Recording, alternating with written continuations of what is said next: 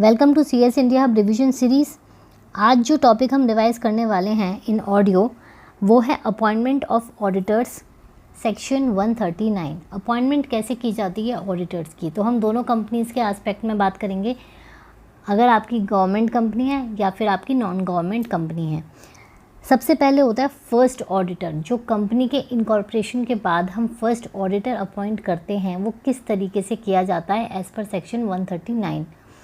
तो अगर हम बात करें सबसे पहले नॉन गवर्नमेंट कंपनी की, तो बोर्ड ऑफ डायरेक्टर्स की ड्यूटी बनती है to appoint auditor within 30 days of incorporation. Failing to which, अगर बोर्ड ऑफ डायरेक्टर्स 30 डेज के अंदर अपॉइंट नहीं कर पाते अपने फर्स्ट ऑडिटर्स को, तो members shall within 90 days from the date of expiry of said 30 days, ऊपर जो 30 डेज फिनिश हुए हैं उसके 90 दिन के अंदर अपॉइंट करेंगे ऑडिटर को AGM में। ठीक है, यह है फर्स्ट ऑडिटर की कथा इन case of non government company. अब नॉन गवर्नमेंट कंपनी में ही अगर हम सब्सिक्वेंट ऑडिटर की बात करें जो इसके बाद होल्ड करेगा ऑफिस, तो वो कब से कब तक करेगा, वो फर्स्ट AGM से लेकर 6th कंक्लूसिव AGM तक होल्ड करेगा ऑफिस। एंड इसकी रिटन कंसेंट जाएगी कि वो डिस्क्वालिफाइड नहीं है इन ADT 1। Inform ROC with in 15 days in ADT 1। अपनी कंसेंट के साथ वो ये बताएगा कि वो एलिजिबल है, क्वालिफाइड है to become auditor of this particular company for 1 consecutive year, that is 5 years। ठीक है, अब अगर किसी कारणवश उसको अपने टेन्योर से पहले सीट वेकेट करनी पड़ेगी या फिर उसको छोड़नी पड़ेगी अपनी पोजीशन, तो उस केस में क्या होता है, तो उस केस में एक्सेप्ट रेजिग्नेशन। देखो, अगर कोई नेचुरल चीज़ हुई है, उसने खुद से नहीं रेजिग्नेशन दिया है, तो क्या होगा, BOD नेक्स्ट 30 डेज़ में, कैजुअल वैकेंसी होगी ना, उसके 30 डेज़ के अंदर BOD फिल कर देंगे। और अगर रेजिग्नेशन दिया है तो BOD रिकमेंड करेंगे, बट फाइनल अपॉइंटमेंट कौन करेगा, members with in 3 months from the recommendation. ठीक है, तो बेसिकली क्या है, हमने 3 चीज़ें रिवाइज करी। इसमें हम क्या कर रहे थे, appointment of auditors in non government companies. तो जो फर्स्ट ऑडिटर्स होंगे वो कौन अपॉइंट करेगा, BOD with in 30 days of incorporation. अगर वो नहीं कर पाते हैं तो नेक्स्ट 90 डेज़ में मेंबर्स अपॉइंट करेंगे अपना जब से वो 30 डेज़ आपके ख़त्म हुए।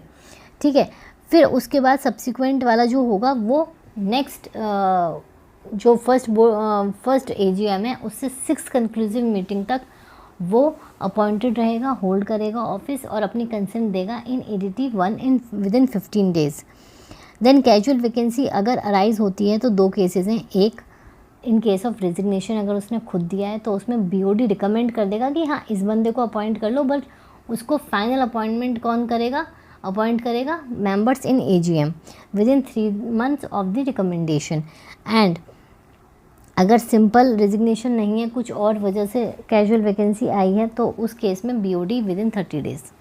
ठीक है, अब हम बात करते हैं इन case of government company. Next क्या है हमारी, गवर्नमेंट कंपनी। गवर्नमेंट कंपनी में कौन अपॉइंट करेगा, तो जो कैग है वो अपॉइंट करेगा within 60 days of incorporation.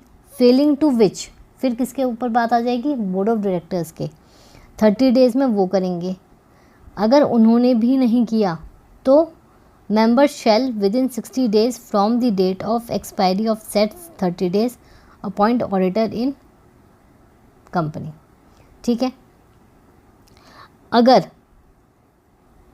जो सब्सिक्वेंट ऑडिटर है वो भी कैग करेगा with in 180 days from the commencement of company and hold office conclusive, जो भी उसकी कंक्लूसिव मीटिंग होगी कंक्लूसिव टेन्योर, उसमें वो हो जाएगा। कैजुअल वैकेंसी में कहीं भी हो, कुछ भी हो, in case of government company CAG within 30 days, failing to which BOD in next 30 days. ठीक है, तो ये था आपका अपॉइंटमेंट ऑफ ऑडिटर।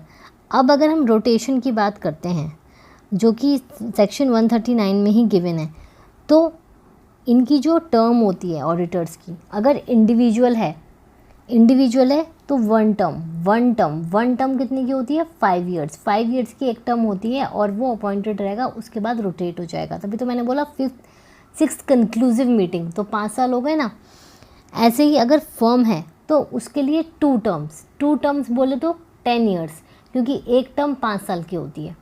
तो ये क्या हो गया था आपका रोटेशन ऑफ ऑडिटर। अब जो आपकी कंपनीज हैं, लिस्टेड कंपनीज, अनलिस्टेड कंपनीज, ठीक है, इन पे एप्लीकेबल होता है। लिस्टेड कंपनीज पे एप्लीकेबल होगा ही होगा rotation of auditor. Unlisted company having paid up share capital minimum 10 crore, private company minimum आपकी 50 करोड़, ठीक है, and company outstanding loans boring from banks 50 crore. तो इन पे ये सब चीज़ें एप्लीकेबल होंगी। अच्छा, रेजिग्नेशन कैसे दे सकता है ऑडिटर? तो resignation as per section 140 ADT 3 जाएगा, जिसमें कि वो रिज़ाइन करेगा, रीजंस देगा रिज़ाइनिंग के within 30 days to ROC। And government also inform to CAG, government company जो है वो कैग को इन्फॉर्म करेगी, फेलिंग टू विच पेनल्टी आपकी लगेगी अपनी 50,000, ठीक है। तो ये इस क्लास में हमने ऑडियो में क्या क्या पढ़ा, पूरा हमने रिवाइज़ किया। ऑडिटर की अपॉइंटमेंट, उसकी रोटेशन एंड उसका रेजिग्नेशन।